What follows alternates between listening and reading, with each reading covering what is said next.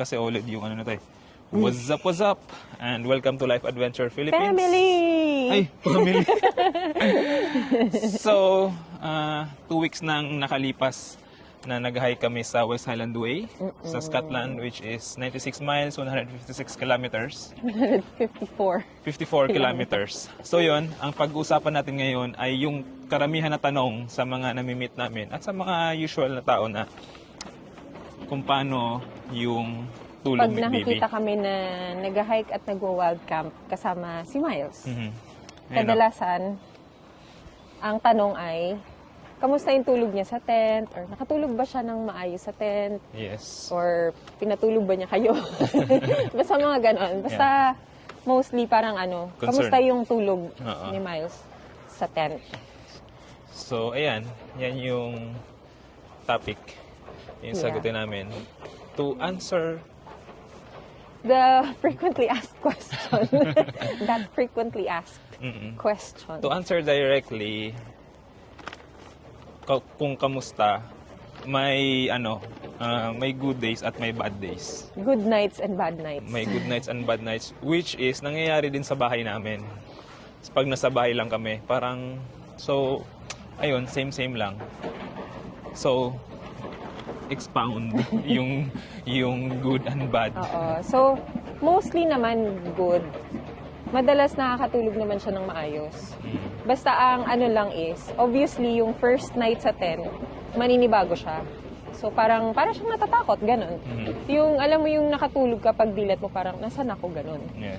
So as long as makikita niya kami, okay na ulit siya makakatulog na siya. Actually, dun sa total of 10 nights namin na nag-wild camp at nag-hike at hindi naman pala wild camp lahat. At nag-camp sa campsite din. Isang gabi lang talaga yung super Worst. hindi siya nakatulog talaga. So, ganun din naman pag nasa bahay ka. Parang hindi lahat ng tulog niya okay. Depende, kapag nagngingipin or may nararamdaman siya, ayun, na-timing lang talaga yung gabing yun.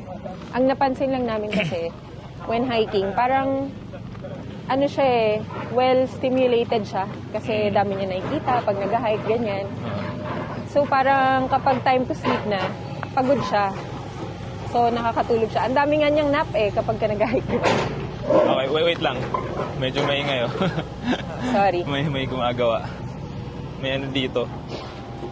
Bako. Construction. So, yan si baby. Mag-grocery Lagi kami. Bibili kami ng food niya. So, ayun. Back to the ball game. Ano daw, marami siyang stimulation. Na-stimulate siya palagi. Dahil sa Mga nakikita. nakikita niya. Oo. Mas marami pa nga yung mga nap niya eh. Pag nag-hike kami kaysa sa mga nap niya pag nasa bahay. Yun, kaya feeling ko pag yun, pagka time to sleep na at nasa loob na ng tent, madali lang siyang patulugin. Tapos, ganun din, nakakatulog siya buong gabi, gigising lang siya isang beses para humingi ng milk. Yeah. Tapos yun. Okay naman, wala naman problem. Oo, same lang. So yun nga, yung first day, second day, walang problem na tulog. Yung third day, nung nandun kami sa Ruardenen, sa parang isang hostel, pero nasa tent pa rin kami. Ang dilim kasi noon. Kaya yun nga, nung hindi niya kami nakita, nung nagising siya. Pero, to be fair yung, alam mo yun, yung natural sound, yung sound ng nature. Either malakas na hangin yan or stream. Parang nagsaserve as, White natural noise. white noise niya. Yeah. Kaya mas mahimbing pa yung tulog niya. Mm-mm. Kesa sa amin, like yung sobrang lakas ng hangin. Tapos ako gising lang ako kasi na-anxious ako kasi lakas ng hangin. Siya, grabe, tulog na tulog lang siya. Tulog na tulog, oo. Wala talaga siyang nafe-feel na anything na parang parang ang pinaka-ano lang niya, yun nga pag dumilat siya, tapos nasa ibang lugar siya. Pero parang after a few nights, nasanay na siya na sa tent. So kahit dumidilat siya at nakikita niya yung tent, hindi na siya natatakot. Yeah. So yun nga, kasi concern nga yung iba na paano pag nasa tent, paano pag sa labas, paano yung tulog. Hindi rin siguro lahat kagaya ni Miles. Mm-hmm. Siguro meron din talaga mga bata na mahirap din talaga 'di ba? Yeah. Na mahirap patulugin din talaga sa ano. Hmm. Kaya siguro nila naging concern yun.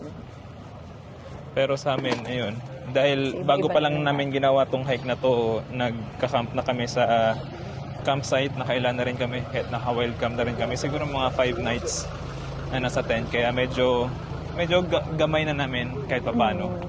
Yung set-upan, yung tulog. Oo, like alam na din namin yung kung paano siya damitan sa loob ng tent para Yeah. hindi din siya giginawin, ganun. So parang maganda may pre-training setup.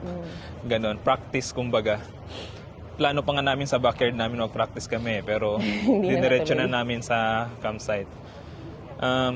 So, ayun. Nasagot ba natin yung tanong? Yeah, I think so. Kung paano siya Basta matulog. ang ano lang dyan, ang pinaka-summary lang. Same lang kung paano din siya na nasa bahay. Oo. Ayun, May good nights and bad nights. Yeah. Alam ko na ang sasabihin ko. Kung nag-worry kayo kung na may hirapan, Mhm. ang sagot ay hindi. Baka sa umpisa lang, pero kapag nasanay na siya, at mas maganda pa nga talagang sa nature dahil mas kalmado sila. Mas marami sila nakikitang bago. Hindi mo kailangan i-entertain masyado. Hindi mo kailangan entertain masyado. Kahit yung outdoor lang, yun na, tuwang-tuwa na sila sa mga bato lang, sa mga kahoy-kahoy kung anong makita nila. So, ayun. Yun yung sagot sa tanong. Yes. na sana ay nasagot. Yes. So, yun. Meron pa Bye. lang ganito. Bye-bye. Thank you for watching. Next time ulit. Shopping time. Say Ikaw, bye-bye. ganito pala, oh. Miguel, bye-bye. Ang laki naman ng 6 to 9 months. Parang Okay. size niya.